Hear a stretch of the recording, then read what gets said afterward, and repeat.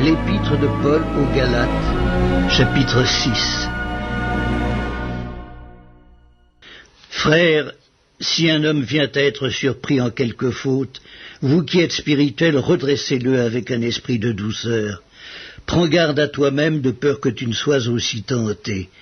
Portez les fardeaux les uns des autres et vous accomplirez ainsi la loi de Christ.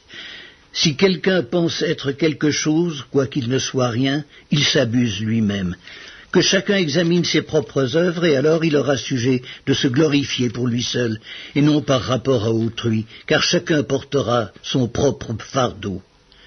Que celui à qui l'on enseigne la parole fasse part de tous ses biens à celui qui l'enseigne.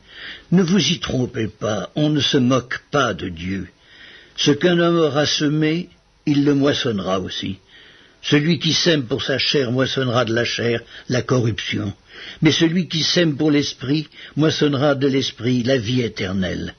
Ne nous lassons pas de faire le bien, car nous moissonnerons au temps convenable si nous ne nous relâchons pas. Ainsi donc, pendant que nous en avons l'occasion, pratiquons le bien envers tous, et surtout envers les frères en la foi.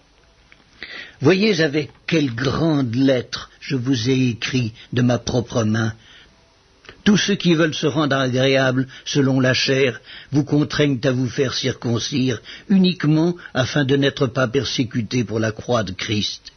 Car les circoncis eux-mêmes n'observent point la loi, mais ils veulent que vous soyez circoncis pour se glorifier dans votre chair.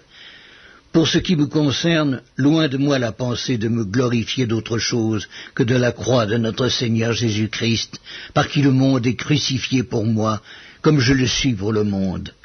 Car ce n'est rien que d'être circoncis ou incirconcis. Ce qui est quelque chose, c'est d'être une nouvelle créature.